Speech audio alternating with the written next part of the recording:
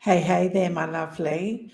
I know at times I feel like I'm tinkering or balancing on the edge of overwork, overwhelm, and overload.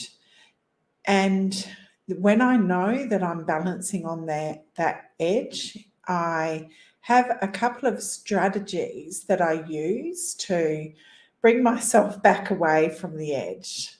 You know, as leaders, we have to juggle a lot day to day. Not only the people management side of things, which for many leaders can be overwhelming, particularly if there's conflict. We also need to manage the way that multiple projects and the deliverables that our job demands. The problem is that when we've got so much on our plate, it can feel like we're isolated or we're in struggle town because it can feel like you're pushing a great big boulder up a hill or up a mountain with no support. And there's a couple of strategies that I use when I'm starting to feel like that, and I'm going to share those with you today. So I invite you to try these strategies out and give me a feedback, a comment, or an email to let me know how the strategies worked for you. So many of you know that I am a leadership coach, but I also do corporate work as a change strategist or a change manager. And at the moment, I'm working on a very large systems implementation where I'm helping an organisation implement Oracle. And they have certain kind of milestones that technical projects go through, and one of those is what we refer to as go live. So I know when I'm heading towards go live, there's a lot more communications that need to happen, a lot more stakeholder engagement. I also have a small but mighty team that is writing all the training materials, and then we've got to do training before go live. And often that timeline is really condensed. Like I have about 6 weeks to not only get the training materials written, but also to deliver the training. So I know at this time that's an indicator to me that I may experience elevated levels of overwhelm, overwork, and overload. I know that you probably have some signs yourself where you know that you're heading into that sort of struggle as well.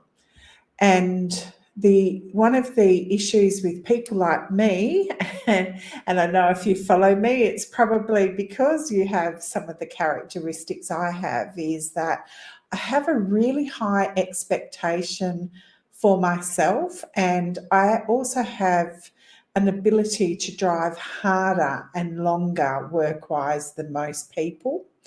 So when you've got that high determination and you've got that high drive, that kind of trait means that you don't necessarily see, unless you sit back and reflect, that you are heading towards overwhelm, overwork, and overload. Because what happens is I'm actually energized by those deadlines, by that activity, and it can be frenetic activity, right? It can be quite a frantic time that's even more energizing. So you don't actually recognize that you're depleting your longer term energy stores when you're in this state.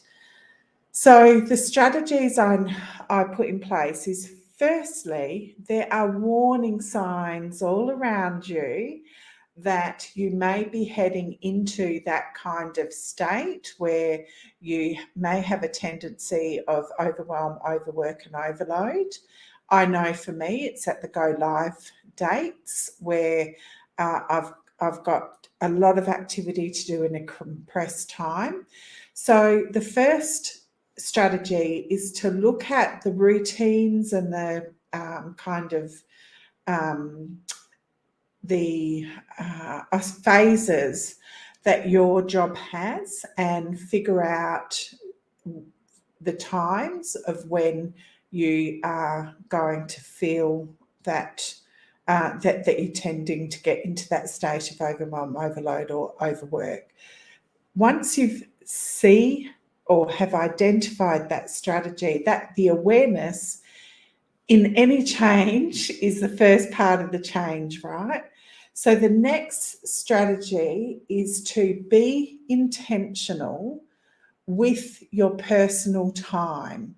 Because if you're like me and you've got high drive, you love your job, you love what you do, it energizes you, and you're heading to overwhelm, overwork, and overload, then I guess that you're also like me, where there's a tendency to forget about work-life balance until it's too late and sickness falls upon you. I've got a bad back, so for me it's usually an injury like a bad back, and I know that I've been pushing too far. So at these times I know to prioritise my personal time, my life side, my life domain of the work-life balance, by doing things that really bring me joy, like making sure I get out in the garden or I cook more. They're two hobbies that I really, really love. And also just taking micro breaks during the day, because if your job involves a lot of computer work, like I'm often in front of the computer, you forget to get up and walk around. So I prioritise my self-care or my personal care by making sure that I have little micro breaks and do get outside. Just 5 minutes is all you need. So the first strategy is create an awareness around the warning signs that you get that you're heading into that kind of phase of overwhelm, overload, and overwork. The second strategy is to make sure you're prioritizing personal time so that you are practicing self-care and nurturing the relationships around you, because it will make your day flow better if you feel more in control. Even if it's just simply doing a hobby that you really love. When we've got a lot of work on, we tend to deprioritize all that. So bring it back up into your day by making sure you have some time focusing on that. The third strategy is being really intentional with the present, right now, right this minute. So the way that I get intentional on my day-to-day to manage that overwhelm, to manage that kind of racing thoughts and things like that, is at the beginning of the day, I decide just one activity, that if I choose that one activity if I complete that one activity today, then my day is at least, I feel like it's a success. So that's one activity for the things that are really the vital few things that are for my job. Like today, my vital few was I really had to get my head around an aspect of the system so that me and the team could document it really well. So I focused on that just for half an hour, and now I feel my job is done. I feel like I've achieved for the day. So I hope these 3 strategies are helpful to you, and I invite you to at least try them out.